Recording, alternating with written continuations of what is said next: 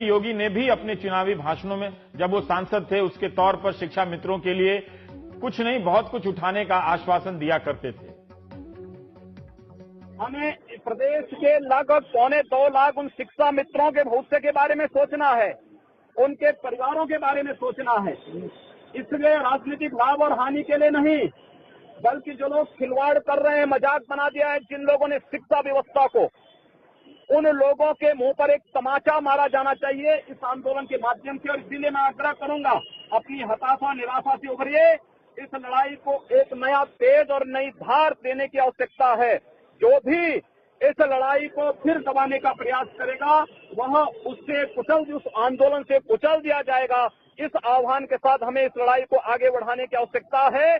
और प्रदेश सरकार को सबसे पहला कार्य तो इसको सुप्रीम कोर्ट में डिवीजन दाखिल करके इस पर नए सिरे से कार्रवाई करने की अपील करनी चाहिए। बहुत सारे रास्ते हैं, अगर कोई समस्या है उस समस्या का समाधान भी है।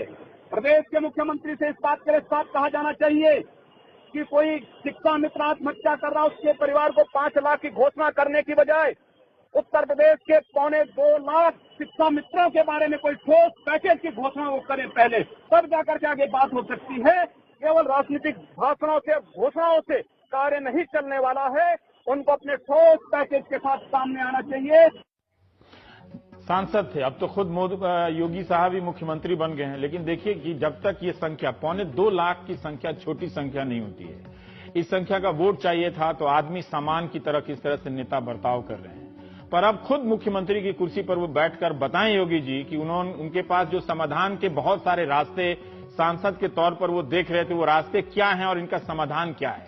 उन्होंने तब कहा था, तब के मुख्यमंत्री को 5 लाख मुआवजा देना चाहिए जो शिक्षा मित्र मरे हैं।